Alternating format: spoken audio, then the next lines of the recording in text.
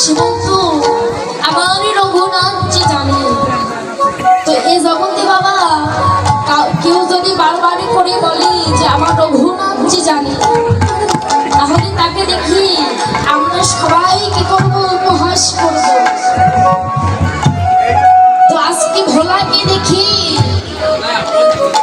ভোলার গ্রামের লোকেরা ভোলাকে দেখি বারবার করে বলে ভোলা আমার রঘুনাথ জি জানে।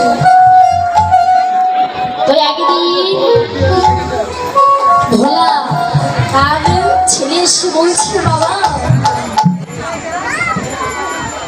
আজ তোমার ঘরে একটা কন্যা সন্তান আছে, আর সে তো বড় হয়ে গেছে, তাকে তো বিবাহ দিতে হবে, বলো কোথায় কবে কখন বিয়ে দিবে? তখন ভোলা বলছি খোকারে তুই যে কথাটা বলছিস এই কথাটা আমি অনেক আগেই ভেবেছি, তবে শোন আমি কালকেই যাব সেই মহাজনের কাছে, আর মহাজনের কাছে গিয়ে কিছু টাকা আমি সহজে সহকারে নিয়ে আসব। এই বলি ভোলা যখন মহাজনের বাড়ি যাবে বাবা, মহাজনের কাছে যাবার আগে আজ রঘুনাথজির মন্দিরে গিয়ে বলছি রঘুনাথজি আজ আমি মেয়েকে বিয়ে দেব, তার জন্য কিছু টাকা আমি নিতে যাচ্ছি, তুমি একটু আমার প্রতি কৃপা করো। এই বলে ভোলা আমার রঘুনাথজির চরণে প্রণাম করি আজ মহাজনের কাছে গেছে। মহাজনের কাছে গিয়ে মহাজনকে বলছি মহাজন মেয়েকে বিয়ে দিতে হবে, তার জন্য কিছু টাকা আমি সদে সহকারে নিতে এসেছি। তো মহাজন বললেন কত টাকা? ভোলা বলছি মহাজন মাত্র 800 টাকা হলেই হবে। এবার ভোলাকে টাকাটা দিয়েছি, টাকাটা নিয়ে ভোলা এবার বাড়িতে গিয়েছিল। বাড়িতে গিয়ে মেয়েকে বিবাহ দিয়ে এবার নৌকা পারাপারি করে টাকা ইনকামে করে ছেলেকে বলছে খোকারে কালকে গিয়ে মহাজনের টাকাটা ফেরত দিয়ে আসতে হবে। এই বলে ভোলা আবার রঘুনাথজির মন্দিরে গিয়ে আজ রঘুনাথজির চরণে প্রণাম করে বলছি রঘুনাথজি সেই দিন আমি তোমার চরণে প্রণাম করে বলেছিলাম আমি মহাজনের কাছে টাকা দিতে যাচ্ছি, আর আজ আমি টাকাটা ফেরত দিতে যাচ্ছি, তুমি সবাই কৃপা করো। এই বলে আজ প্রণাম করে মহাজনের কাছে গেছি, গিয়ে বলছি মহাজন আমি আপনার থেকে 800 টাকা ধার নিয়েছিলাম, আর সেটা আজকে আমি ফেরত দিতে এসেছি। মহাজনকে টাকাটা দিয়ে এবার ভোলা বলছি মহাজন আমি এখন বাড়িতে যাই। তখন মহাজন বললেন ওরে ভোলা তুই যে টাকাটা দিলি তো একটা কাগজে তোর নামটা লিখে দে। ভোলা বলছি মহাজন আমি তো পড়তেও জানি না লিখতেও জানি না, আমি কি করে সই করব? তবে হ্যাঁ আমি টিপ সই দিতে পারি। যখন ভোলা বলল আমি টিপ সই দিতে পারি বাবা, ওই মহাজনের মাথায় বাজে বাজলো, আমি চলে আসলো।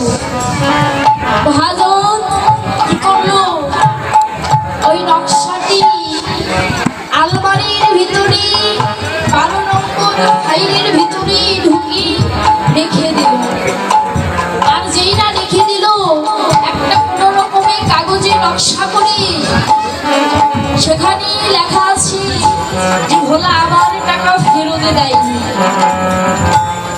এবার কি করেছি, ওই কাগজটা কোর্টে মামলা করে দিয়েছে।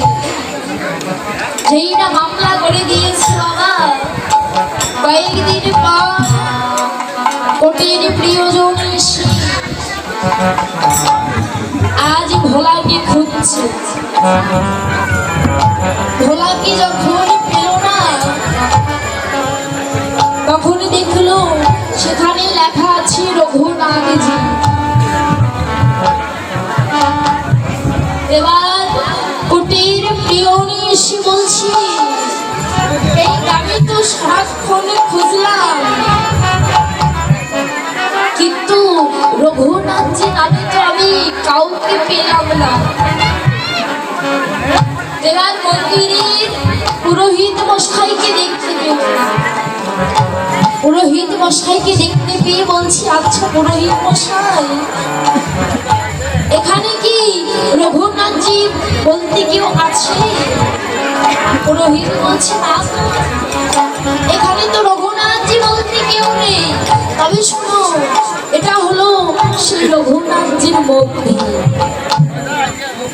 কোটির প্রিয়রি এবার বলছে, যাই হোক, রঘুনাথজির নামে তো কাউকে পেলাম না, আমি কাগজটা এখানেই লিখে যাই। কাগজটা লিখে বাবা চলে গেছে। এবার মন্দিরের পুরোহিত মশাই কাগজটা খুলে দেখছি যে ভোলাকে না স্বয়ং সাক্ষী রেখেছি আমার স্বয়ং রঘুনাথজি। এবার মন্দিরের পুরোহিত মশাই আজ কাগজটা গোবিন্দের চরণে দিয়ে বলছি,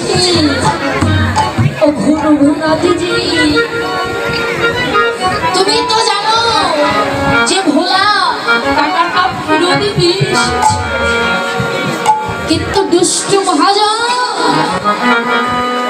ভোলার নামে কোটি মামলা করে দিয়েছে।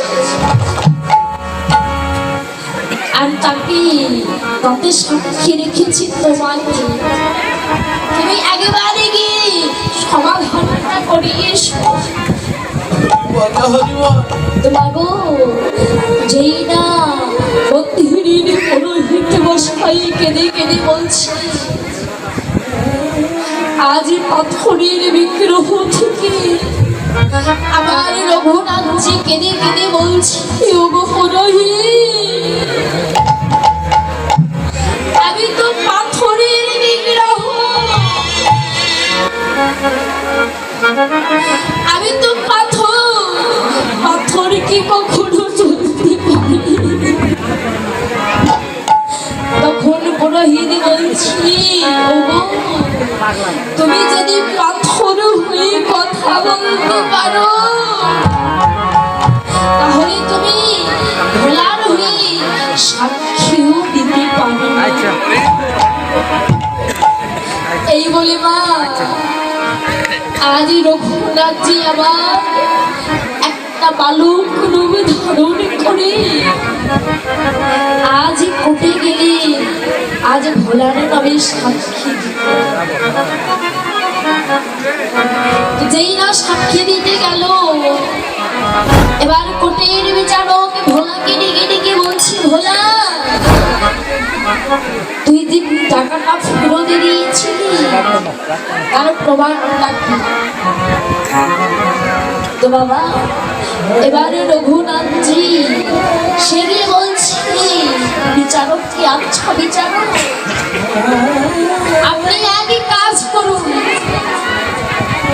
কোটের ওই পিয়নকে মহাজনের বাড়ি পাঠিয়ে দিন। কেননা আলমারির ভিতরে 312 নম্বর ফাইলের ভিতরে সেখানে একটা কাগজ আছে, আর যাতে লেখা আছে যে আমি আমার টাকাটা ফেরত দিলাম।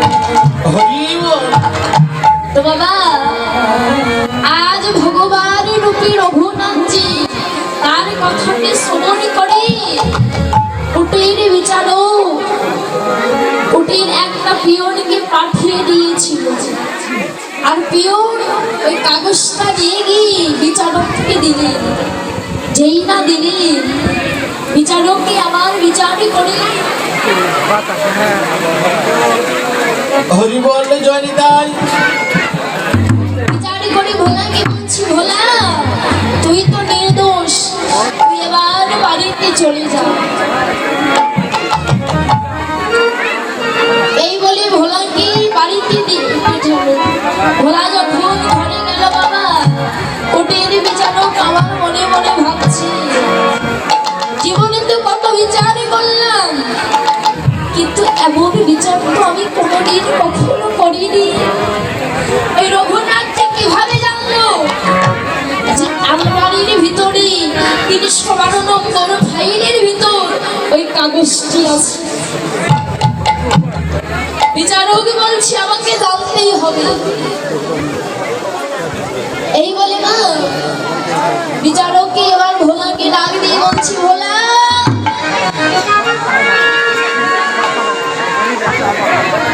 এ ভোলা একবার এদিকে আয়। ভোলা বলছি কেন, আবার কি হলো? কোটের বিচারক বলছি জীবনে অনেক বিচারই করলাম, এমন বিচার কোনোদিনই করিনি।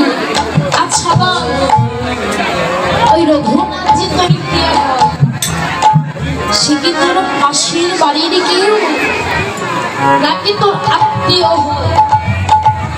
এবার ভোলা বলছি সে তো আমাদের পাশের বাড়িরও কেউ নয়, আবার আমার আত্মীয় হয় না। রঘুনাথজি সে তো মন্দিরে থাকে। যেই না বলেছে বাবা মন্দিরে থাকে, কোটের বিচারকে আরো ছুটতে ছুটতে গিয়ে আজ রঘুনাথজির চরণে আশা রেখে বললেন, রঘুনাথজি আজ আমি অনেক বড় ভুল করে ফেললাম। কেননা বাবা, যিনি এই জগতের সৃষ্টা, যিনি এই জগৎটাকে সৃষ্টি করেছে, যিনি এই জগতের বিচারই করে, আজ কিনা বিচারক তার বিচারই করবে।